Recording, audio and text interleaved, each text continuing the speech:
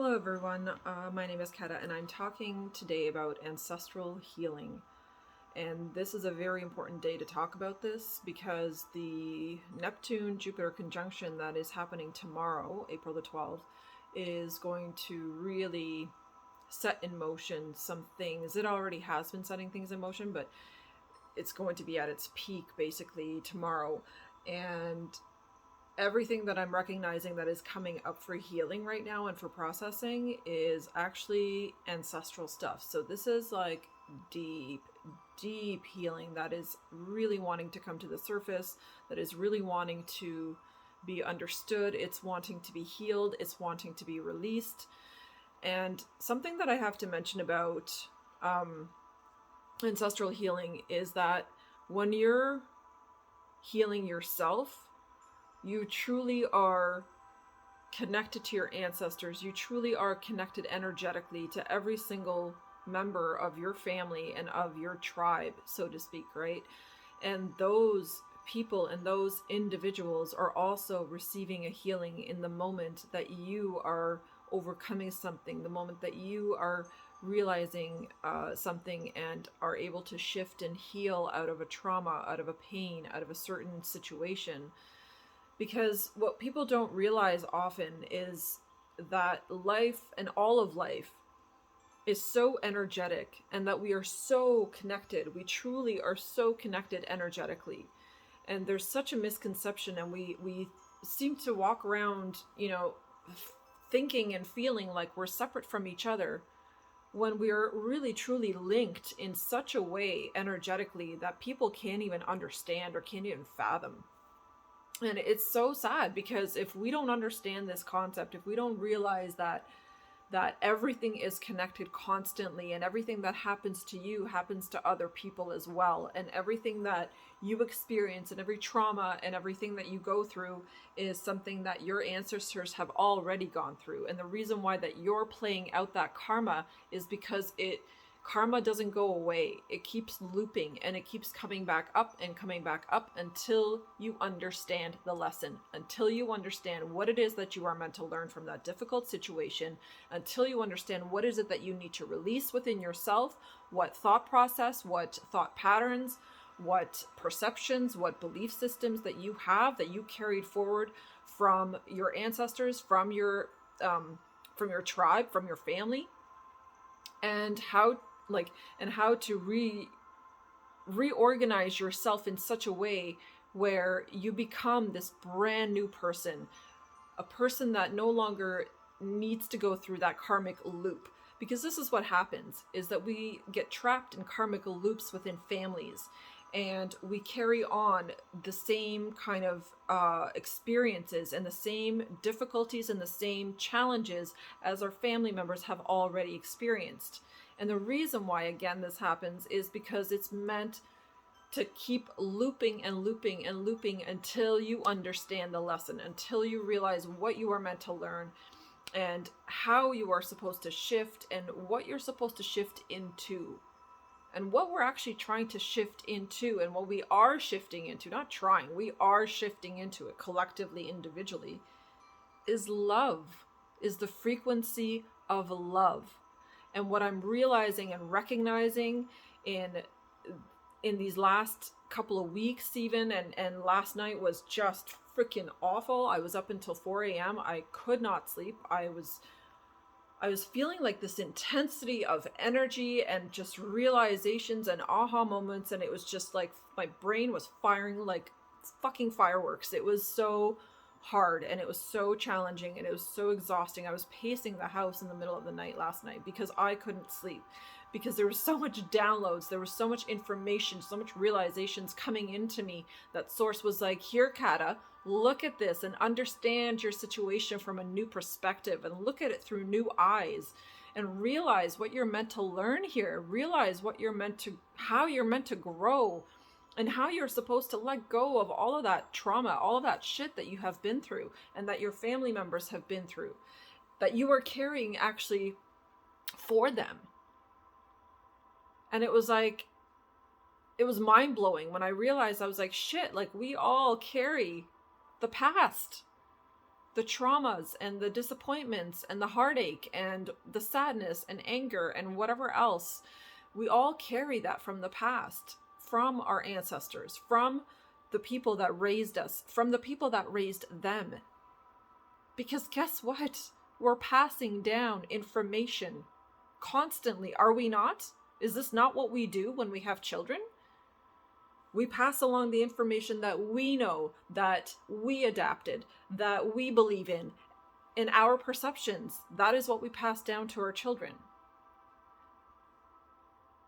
But if you're passing down trauma and more trauma and pain and disappointment and sadness and all that shit, if that's what you continuously pass down, that means you did not learn the lesson and you have not broken the cycle yet. And that's why you're passing it down.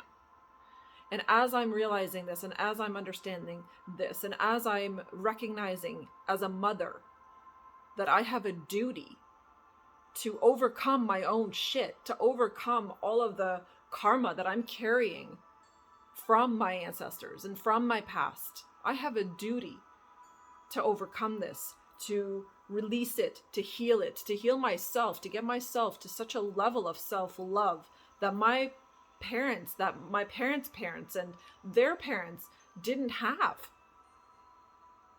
I am meant to reach a new level, a new height of this awareness, of this self-love and the self-worth and the self-value that I have been brought up without. Because everything that was modeled to me was the opposite. Nobody loved themselves, and it was so obvious, and it was so in your face. And so now I'm recognizing that I have a duty to release this and to let it go and truly understand that this was only repeating and looping and happening because I needed to learn a very valuable lesson. Because we all come here and I think we all feel flawed to some degree. By the time you hit adulthood, you feel like so broken. Most people feel pretty messed up. And they have massive self-judgment, and they don't like the way they look. They have issues with their appearance. There's such a lack of self-acceptance in society today. And I know this because I'm one of them. I am one of those people who carried that karma and has been carrying that karma for my entire life so far, of not knowing how to love myself, not knowing how to truly stand up for myself, not knowing how to be nice but not naive, you know what I mean? Like how to really be balanced in a way where you can be kind and loving, but not bend over backwards for people, and not put myself in any kind of a disadvantaged situation just so other people can have advantage, right? These are the lessons that we need to learn now. And the most important thing with the ancestral healing is actually self-love. And I feel like it doesn't matter what family you have come from. There is, to some degree, a major issue with self-love within your family, within your tribe, within your ancestors, in your history, in your past, that you are now carrying forward. And it's now that burden is on your shoulders. So I think with this hugely awakening energy and with the amount of light coming into the planet right now, this week, this is a pivotal week for everybody to wake up and smell the coffee, like realize what we're fucking up as a society, as a community, as a global community. What and how are we not loving this planet? And why are we not loving this planet unconditionally, even though she provides so much for us? Why do we do that? Well, if you go backwards, then it's because we don't love ourselves. Because when people love themselves, they love their environment. They love everything. They really take care of everything. You look at people that have self-respect. Their properties don't look like shit. Their properties are beautiful, well-maintained, well-kept, and they have gorgeous gardens. Why? Because they have that level of self-love within themselves. They have that level of understanding that I want my environment to be beautiful because I feel beautiful on the inside.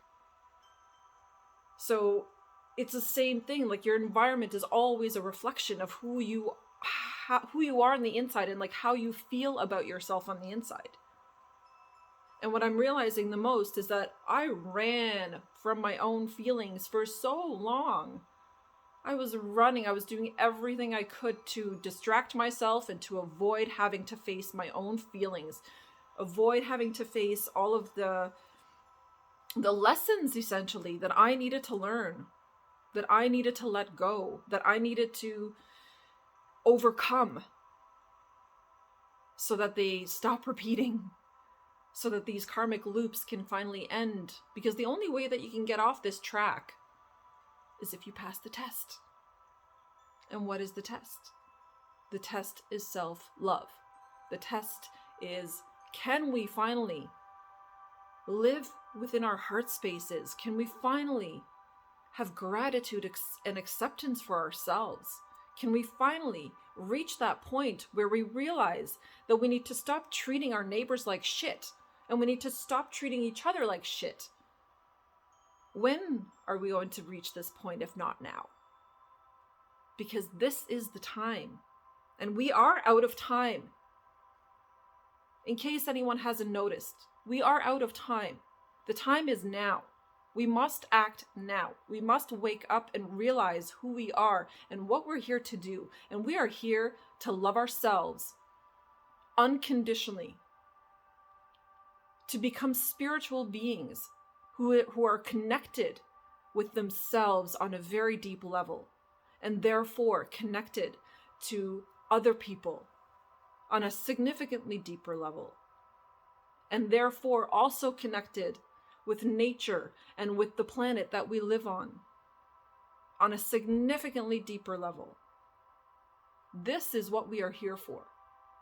And I am really truly beginning to understand that the reason why my life has been so hard is because I have not felt worthy of a good life.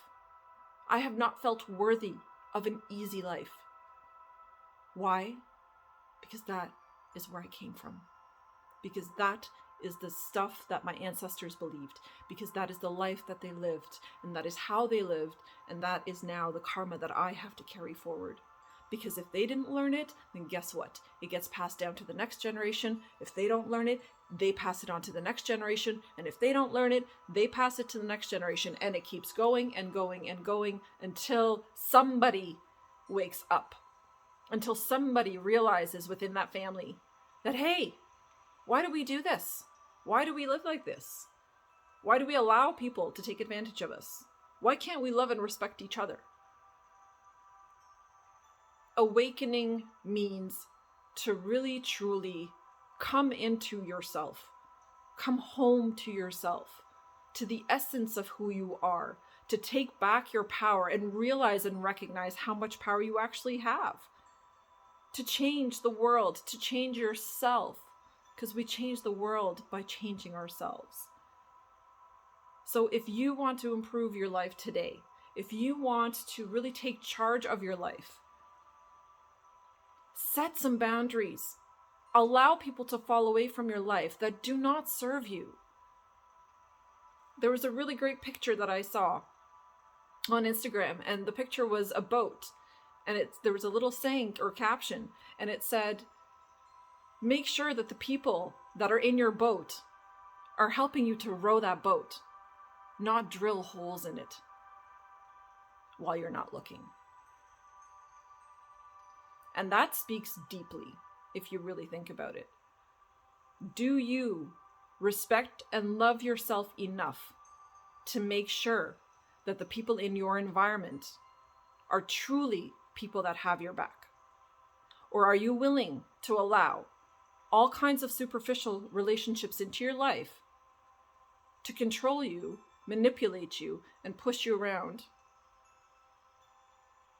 and not actually be the people that they need to be for you? Because this is the choice that we have now.